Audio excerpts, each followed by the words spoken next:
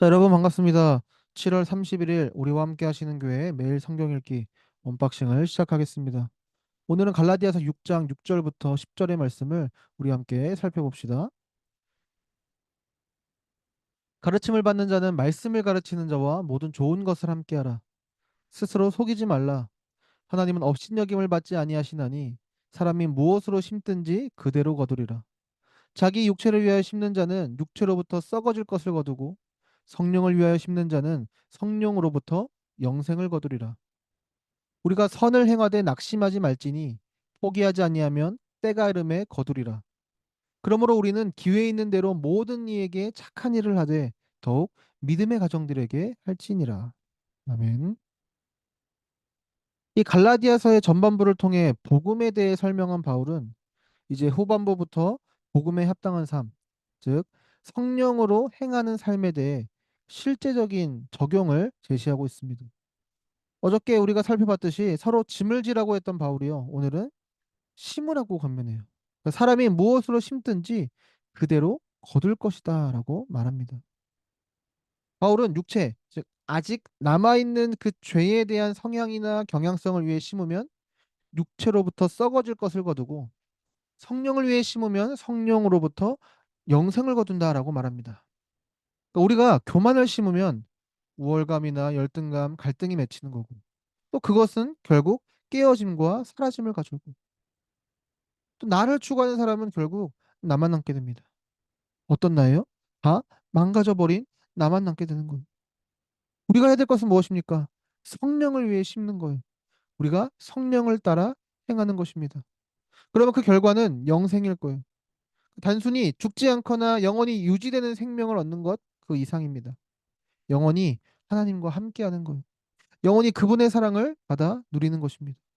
그리고 영원히 내 사랑하는 형제들과 함께하는 것입니다. 그래서 오늘 바울은요 스스로를 속이지 말라고 권면해요. 합리화하지 말고 핑계대지 말라는 것입니다. 바울이 하려고 하는 말이 무엇입니까? 그러니까 결국 스스로를 속이는 일은 육체는 심는 일과 같다는 것입니다. 영국의 신학자 존 스토트는 그러니까 우리가 스스로를 속이는 일, 즉 육체를 위해 심는 것은 육체의 응석을 받아주고 쓰다듬는 것이라고 말합니다. 마치 식당 한가운데서 난장판을 벌인 내 아이를 그러니까 잘했다고 괜찮다고 쓰다듬고 심지어 안아주는 거라고 말하는 거예요. 바울은 그러니까 스스로를 속이며 육체를 위해 심지 말고 그러니까 성령을 위해 좋은 것들을 심으라고 권면하고 있는 것입니다. 이어서 바울은 그러니까 어떤 하나의 예를 들어서 설명하면서 권하는데요. 오늘 6절에 보면 가르침을 받는 자는 말씀을 가르치는 자와 모든 좋은 것을 함께하라 라고 하고 또 10절에 보면 모든 이에게 착한 일을 하되 더욱 믿음의 가정들에게 할 것을 이제 권면하고 있습니다. 모든 좋은 것과 착한 일은 여러분 재정적인 지원을 뜻해요. 바울은 사역자에게 그러니까 사례를 줌으로써 섬기고 어려운 사람들, 그러니까 특히나 교회 안에 있는 어려운 믿음의 가족들을 재정적으로 도우라고 말합니다. 근데 바울은 왜 돈 얘기를 하고 있을까요? 돈은 그러니까 내가 무엇 혹은 누구를 내 삶의 주인으로 두고 있는지를 가장 잘 보여주는 도구가 됩니다. 이 갈라디아서 주석을 쓴 토마스 슈라이너는 이 부분을 이렇게 주석해요. 우리가 가치 있게 여기는 것을 위해 돈을 마련하는 방식을 보면 참으로 놀랍다. 그러니까 외식하는 것, 뭐 밖에서 식사하는 것을 가치 있게 여기는 사람들은 그것을 위해 어떻게든 돈을 모은다. 뭐 아이팟이나 컴퓨터를 가치 있게 여기는 사람은 자신이 원하는 것을 사기 위해 여기저기서 돈을 끌어다 모은다. 그러므로 한 명의 목사를 지원하는 것은 우리가 삶에서 그러니까 하나님의 말씀을 듣고 배우는 것을 가치 있게 여긴다는 뜻이다. 자, 그렇다면 저와 여러분은 어떤 영역에 관심을 갖고 있으며 무엇을 심고 있습니까? 우리는 돈을 어디에다가 사용하고, 그러니까 그것을 갖기 위해, 그것을 이루기 위해 돈을 어떻게 그렇게 모으려고 애지중지하고 애쓰고 있습니까? 그럼 거기서 우리의 삶의 진정한 주인은 누구인가요?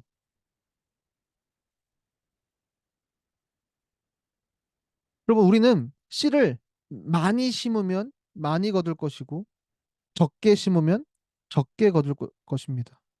저와 여러분이 좋은 열매를 심든 나쁜 열매를 심든, 그러니까 심은 대로 우리는 거두게 될 거예요. 내가 뿌린 복음의 씨앗만큼 우리는 그 열매를 보게 될 것입니다. 그래서 바울은 기회 있는 대로, 즉 삶이 지속되는 동안에는 계속해서 심으라고 권면합니다. 계속해서 성령을 따라 사는 삶을 행하라고 우리에게 권면하고 있는 거예요. 오늘 본문 9절에 보면요. 우리가 선을 행하되 낙심하지 말지니 포기하지 아니하면 때가 이름에 거두리라 말씀합니다. 이제 여기서 더 나아가 바울은요. 단순히 심는 것뿐만 아니라 계속해서 인내하며 씨를 심으라고 권면해요. 이게 살다 보면 우리는 계속해서 스스로 속일 유혹을 받게 될 거예요. 뿐만 아니라 낙심하는 일도 생기게 될 것입니다. 그래서 그러니까 조금만 심게 되거나 좋은 씨를 심더라도 금방 포기하게 되는 일이 생길지도 모르겠어요. 우리가 심을 때마다 심은 대로 거둘 것이라고. 우리가 인내하고 심는다면 반드시 적당한 때에 거둘 수 있을 것이라고 기대하면서 확신할 수 있는 이유가 무엇입니까? 우리의 상황은 날마다 우리가 절망스럽고 때때로 우리를 낙심하게 하는데, 그럼에도 불구하고 우리가 내가 이 심는 것을 심은 대로 거둘 수 있다고. 내가 이것을 심은 대로 내가 인내하고 내가 기다리기만 한다면 반드시 적당한 때에 거둘 수 있다고 기대할 수 있는 이유가 어디 있냐라는 것입니다.